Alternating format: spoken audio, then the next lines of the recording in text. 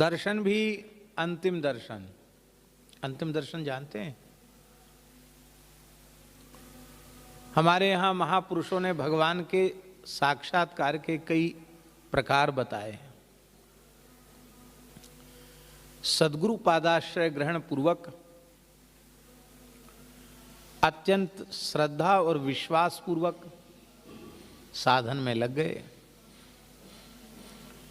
धीरे धीरे अंतःकरण निर्मल हुआ।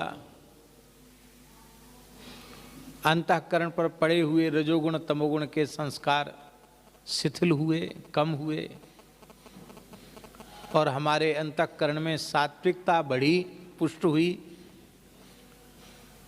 तो फिर हमें स्वप्नादि के द्वारा उसकी अनुभूति होने लग जाती है। इसलिए स्वप्न को साधक की साधना का, उपासना का दर्पण माना गया। स्वप्न जो है ना, वो साधक की उपासना का, साधना का दर्पण है।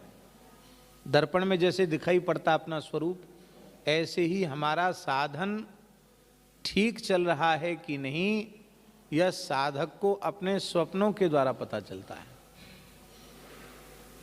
हम साधन खूब कर रहे हैं, पर रजोगुणी तमोगुणी दृश्य हमारे स्वप्न में आ रहे हैं, अपवित्र अशुद्ध दृश्य हमारे स्वप्न में आ रहे हैं। तो समझना चाहिए कि अभी हमारे चित्त के ऊपर से रजोगुण तमोगुण के संस्कार समाप्त नहीं हुए। उसके लिए हताश निराश होने की आवश्यकता नहीं है, और अधिक ईमानदारी से सत्संग करने की, और चलते फिरते उठते बैठते सोते खाते पीते जगते हर समय अधिक से अधिक श्री हरिनाम के आश्रय की आवश्यकता है। निराश तो होना ही नहीं।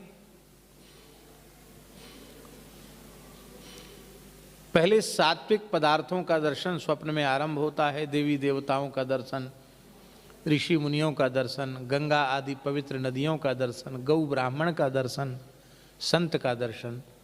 धीरे धीरे सात्विकता और अधिक बढ़ती है। जब चित्त गुणातीत अवस्था की ओर बढ़ता है, तब भगवत लीलाओं की अनुभूतियां होती। विलक्षण विलक्षण भगवान की लीलाओं के दर्शन होते हैं, और वह स्वप्न स्वप्न नहीं रह जाता है। स्वप्न को लोग मिथ्या कहते हैं,